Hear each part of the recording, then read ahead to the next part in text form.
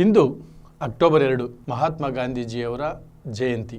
ಮಹಾತ್ಮ ಗಾಂಧೀಜಿಯವರು ತಮ್ಮ ಅಧ್ಯಕ್ಷತೆಯಲ್ಲಿ ಬೆಳಗಾವಿ ಕಾಂಗ್ರೆಸ್ ಅಧಿವೇಶನ ನಡೆಸಿ 100 ವರ್ಷಗಳು ಸಂದಿವೆ. ರಾಮನಗರ ಪ್ರಾಧಿಕಾರದ ಅಧೀನದಲ್ಲಿರುವಂತಹ ಕಣ್ವ ಲೇಔಟ್ನಲ್ಲಿ ಅಕ್ರಮಗಳ ಸುರಿಮಳೆಯಾಗುತ್ತಿದೆ. ಎಲ್ಲೆಡೆ ಸ್ವಚ್ಛ ಭಾರತ, ಸ್ವಚ್ಛ ಮಿಷನ್ ಅಡಿಯಲ್ಲಿ ಹಲವಾರು ಕಾರ್ಯಕ್ರಮಗಳನ್ನು ಹಮ್ಮಿಕೊಂಡಿದ್ದರೂ ಸಹ ಇದೇ ಕಣ್ವ ಲೇಔಟ್ನಲ್ಲಿ ಬಯಲು ಮುಕ್ತ ಶೌಚಾಲಯವನ್ನ ಮಾಡಲಾಗಿಲ್ಲ.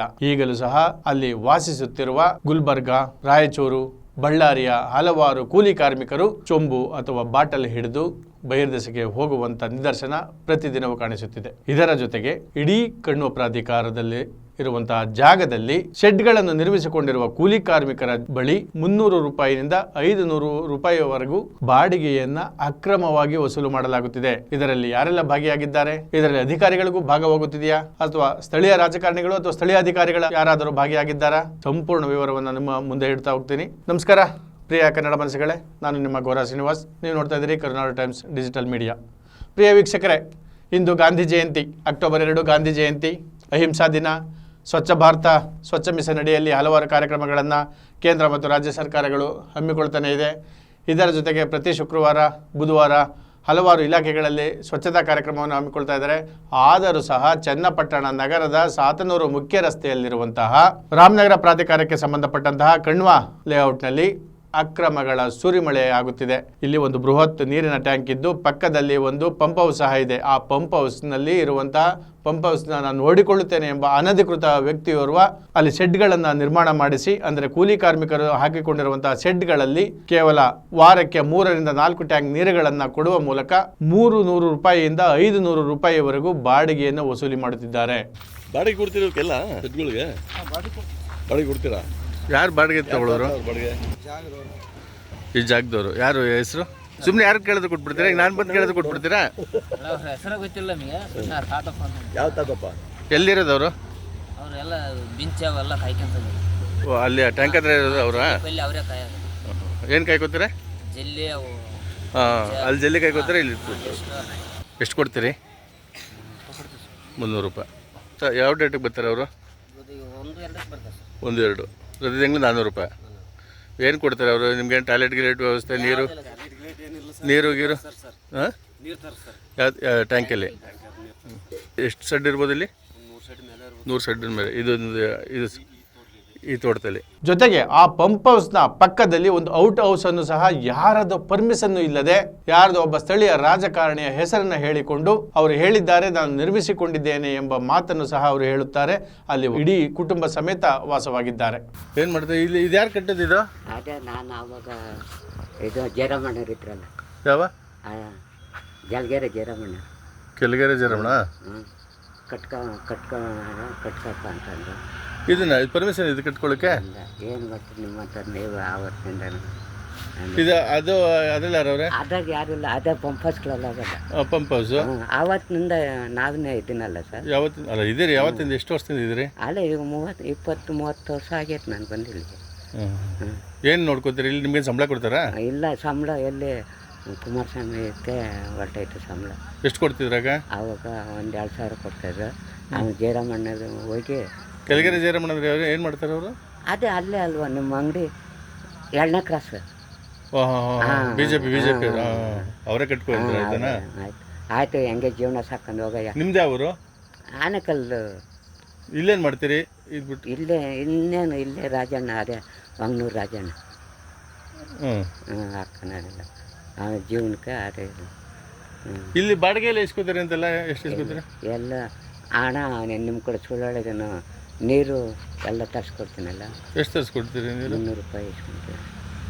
ಬಾಡಿಗೆ 300 ರೂಪಾಯಿ ಇಸ್ಕೋತೀರಿ. ಎಷ್ಟು ಸೆಡ್ ಇಲ್ಲಿ?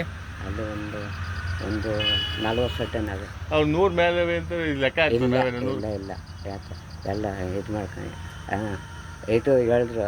ಕೆಲವ್ರು 300 ಕೊಡ್ತೀವಿ ಅಂತಾರೆ, ಕೆಲವ್ರು 400 ಕೊಡ್ತೀವಿ ಅಂತಾರೆ. ಇಲ್ಲ, ಅಲ್ಲಿ ಶೇಖರಣೆಗೆ 30 ಲೋಡ್ ನೀರೇ ಕೊಡಬೇಕಣ್ಣ. 400 ರೂಪಾಯಿ ಅಂತಾನೆ ಶೇಖರಣೆ. ಎಷ್ಟು ಒಂದು ತಿಂಗಳು 30 ಲೋಡ್ ನೀರು ತರಿಸ್ತೀರಾ? 30 ಲೋಡ್. ಯಾಕೆ 300 ರೂಪಾಯಿ ಒಂದು ಲೋಡು? 400 ರೂಪಾಯಿ. ಯಾಕೆ ಸುಳ್ಳು ಹೇಳೋದು? 400 ರೂಪಾಯಿ ಅಂದರೆ ಅಲ್ಲಿಗೆ 4,000 12,000 ಆಯಿತು.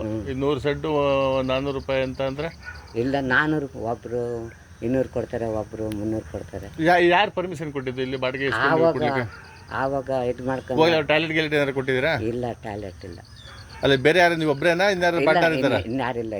ನಿಮ್ಮ ಹತ್ರ ಯಾರು ಇಸ್ಕೊತಾರೆ ದುಡ್ಡು? ಇಲ್ಲ, ನನ್ನ ಹತ್ರ ಇಲ್ಲ. ನೀರು ಕೊಡ್ತೀನಿ, ನಾನು ಜೀವನಾಂಶ ಇದು ಮಾಡಿ ಜಯರಾಮಣ್ಣ ಹೇಳಿ ಹೋಗಿ ಹೆಂಗೆ ಜೀವನ ಮಾಡ್ಕೊಂಡೋಗಿ ನಾನು ಹೇಳ್ತೀನಿ ಬೇಕಾದ್ರೆ ಯಾರಿಗೆ ಹೇಳ್ತೀನಿ ಅಂದರು ಅಂತಂದು ಸಾಹೇಬ್ರಿಗೆ ಆಫೀಸರ್. ಕೆಳಗೆರೆ ಜಯರಾಮಣ್ಣ ಅಂದರೆ ಅದು ಬಿಜೆಪಿ ಅಧ್ಯಕ್ಷರಾಗಿದ್ರಲ್ಲ ಅವರು, ಅವರೇನಾ ಬೇರೆಯವರ? ಇಲ್ಲ, ಬೇರೆದಿಲ್ಲ. ಅವ್ರೆ ಅದು ನಿಮ್ಮ ಹತ್ರ ಈಗ ನಿಮ್ಗೆ ಯಾರು ಪಾರ್ಟ್ನರ್ ಇದ್ದಾರಾ? ನಿಮ್ಮ ಹತ್ರ ದುಡ್ಡು ಇಸ್ಕೊತಾರ ಅಂತ? ಇಲ್ಲ, ಯಾರು ತಾವು ಇಲ್ಲ, ಸುಳ್ಳಲ್ಲ. ನಾನು ಕಾಲದಿಂದ ನೀವೇ ನೋಡ್ತಾ ಇದ್ದೀರಿ. ಅಲ್ಲ, ನಾವು ನೀವು ನೋಡ್ತಾ ಇದ್ದೋ, ಬಟ್ ಇಲ್ಲೇನೋ ನೀವೇನೋ ಗೌರ್ಮೆಂಟ್ ಎಂಪ್ಲಾಯೋ ಅಥವಾ ನಗರಸಭೆ ಯಾರು ನೇಮಿಸಿದ್ರು ಅಂತ ಅನ್ಕೊಂಡು ಇವೆಲ್ಲ ಹೊಸ್ದಾಗೆಲ್ಲ ಕಟ್ಟಿದ್ದಾರೆ. ಹೊಸ್ದಾಗಿ ಕಟ್ಟಿಸ್ಕೊಳ್ಳೋಕೆ ಅವರು ನಗರಸಭೆ ಯಾರು ಏನು ಕೇಳಲಿಲ್ವ ಇದನ್ನ? ನಗರಸಭೆ ಸೇರಿಲ್ಲ ಅಣ್ಣ ಇದು. ಇನ್ಯಾವುದು ನಗರಸಭೆ ಸೇರಿಲ್ಲ, ಅದು ನಗರಸಭೆ ಸೇರಿಲ್ಲ. ಇದು ಯಾರಿಗೆ ಸೇರಿದ್ದು? ಇದು ಚನ್ನಪಟ್ಟಣ ರಾಮನವರ ಅಥಾರಿಟಿಗೆ, ರಾಮ್ ಪ್ರಾಧಿಕಾರಕ್ಕೆ. ಆವಾಗ ಕೇಳಿದ್ರು ನಗರಸಭೆಗೆ, ಕೊಡಲ್ಲ ಅಂದ್ಬಿಟ್ರು. ಅಂದ್ರೆ ಪ್ರಾಧಿಕಾರಕ್ಕೆ ನಿಮ್ಮ ಕಡೆ ಸುಳ್ಳೇದೇನು. ಅದ್ರ ಈಗ ಅವ್ರ ಹತ್ರ ಹೋಗ್ಲಿ, ಈಗ ಎಲ್ಲ ಚೊಂಬಿಡ್ಕೊಂಡು ಬಾಟ್ಲಿ ಇಟ್ಕೊಂಡು ಎಲ್ಲ ಹೊರಗಡೆ ಹೋಗ್ದೆ, ಎಲ್ಲ ಕಡೆ ಎಲ್ಲೂ ವಾಕಿಂಗ್ ಹೋಗ್ದಂಗೆ ಎಲ್ಲೂ. ನಾನು ನೋಡು, ನಮ್ಮದು ಸ್ವಂತ ಜಾಗ ಆಗಿದ್ರೆ ಕಳ್ಸಿಕೊಟ್ಟು ಬಿಡ್ತಾರೆ. ಸ್ವಂತ ಜಾಗ ಅಂದ್ಬಿಟ್ಟು ಮತ್ತೆ ಈಗ ಇಷ್ಟೊಂದು ಬಾಡಿಗೆ ತಗೋತಾ ಇದ್ದಾರಲ್ಲ, ಬಾಡಿಗೆ ತಗೊಂಡದ ನಾನು ಕೇಳ್ತಾ ಇರೋದು ನಿಮ್ದು ಒಂದೇ ಪ್ರಶ್ನೆ. ನಿಮ್ ಜೊತೆ ಇನ್ಯಾರು ದುಡ್ಡು ಇಸ್ಕೊಂಡಿದ್ದಾರಾ ಅಥವಾ ನೀವೆಲ್ಲ ದುಡ್ಡು ನೀವೇ ಇಸ್ಕೊತಾ ಇದ್ದೀರಿ? ಎಲ್ಲಾರು ಬಾಡಿಗೆ ನೀವೇ ಇಸ್ಕೊತಾ ಇದ್ದೀರಿ? ಇಲ್ಲ, ನಾನು ಒಬ್ಬನೇ. ಯಾಕೆ ಸುಳ್ಳಾಡ್ಬಾರ್ದು. ಇವರ ಒಟ್ಟೆ ಪ್ರಾಧಿಕಾರದವರು ಯಾರು ಬಂದು ಕೇಳಿಲ್ಲ ಇದುವರೆಗೂ? ಯಾರು ಕೇಳಿಲ್ಲ. ಹೆಂಗೆ ಜೀವನ ಸಾಕೊಂಡು ಹೋಗಯ್ಯ ನಾನು. ನಿಮ್ಗೆ ಹೆಂಡತಿ ಮಕ್ಳಿದಾರಾ? ಅವರಲ್ಲ, ಎಲ್ಲಿ? ಹೆಂಗಸ್ರು ಅವರಲ್ಲ. ಎಲ್ಲಿ?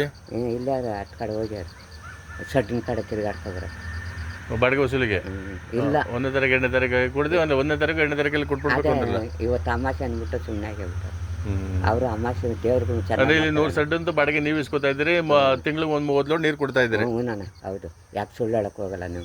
ಇದು ಅಧಿಕಾರಿಗಳ ಕಣ್ಣಿಗೆ ಕಾಣಿಸುತ್ತಿಲ್ಲವಾ? ಚನ್ನಪಟ್ಟಣ ರಾಮನಗರ ಪ್ರಾಧಿಕಾರದ ಅಧ್ಯಕ್ಷರಿಗೆ, ಕಮಿಷನರ್ಗಳಿಗೆ, ಸಿಬ್ಬಂದಿಗಳಿಗೆ ಕಾಣಿಸ್ತಾ ಇಲ್ವಾ? ಸ್ವಚ್ಛ ಭಾರತ ಮಿಷನ್ ಅಡಿಯಲ್ಲಿ ಬಹಿರ್ದೆಸೆಯನ್ನ ನಿರ್ನಾಮ ಮಾಡಲಾಗುತ್ತದೆ ಎಂದು ಪದೇ ಪದೇ ವೇದಿಕೆ ಮೇಲೆ ಕಾಗದಗಳಲ್ಲಿ ಹೇಳುತ್ತಲೇ ಇದ್ದರೂ ಪ್ರತಿದಿನವೂ ಅಲ್ಲಿನ ನಿವಾಸಿಗಳು, ಅಂದರೆ ರಾಯಚೂರು, ಬೆಂಗಳೂರು, ಗುಲ್ಬರ್ಗ ಕಡೆಯಿಂದ ಕೂಲಿ ಕಾರ್ಮಿಕರಾಗಿ ಬಂದಿರುವಂತಹ ಹಲವಾರು ಮಂದಿ ಶೆಡ್ಗಳನ್ನು ನಿರ್ಮಿಸಿಕೊಂಡಿದ್ದಾರೆ. ಅವರಿಗೆ ಯಾವುದೇ ಭದ್ರತೆಯೂ ಇಲ್ಲ, ಶೌಚಾಲಯವೂ ಇಲ್ಲ, ಜೊತೆಗೆ ಬಾಡಿಗೆ ವಸೂಲಿ. ಇದೆಯಾ ನಮ್ಮ ಕೇಂದ್ರ ಮತ್ತು ರಾಜ್ಯ ಸರ್ಕಾರಗಳು ಬಡವರಿಗಾಗಿ ಮಾಡುತ್ತಿರುವುದು? ಇಲ್ಲಿ ಕಾರ್ಮಿಕರ ಒಟ್ಟು 100ಕ್ಕೂ ಹೆಚ್ಚು ಶೆಡ್ಗಳಿವೆ. ಒಂದು ಶೆಡ್ಗೆ ಕನಿಷ್ಠ 500 ಬೇಡ 400 ಅಂದರು, ಕನಿಷ್ಠ 100 ಶೆಡ್ಗಳು ಅಂದರು 40,000 ರೂಪಾಯಿ. ಇನ್ನು ಹೆಚ್ಚಿನ ಶೆಡ್ಗಳೇ ಇಲ್ಲಿವೆ. ಒಂದು ಟ್ಯಾಂಕರ್ ನೀರಿಗೆ 400 ರೂಪಾಯಿ ಅಂದರೆ ವಾರಕ್ಕೆ 3 ಅಥವಾ 4 ಟ್ಯಾಂಕರ್ ನೀರು ಅಂದರು. 4 3 12, 12 ಟ್ಯಾಂಕ್ ನೀರು ಅಂದರು 12 4 48, 4,800 ರೂಪಾಯಿ ಅಥವಾ 5,000 ರೂಪಾಯಿ ಮುಗಿಯುತ್ತೆ.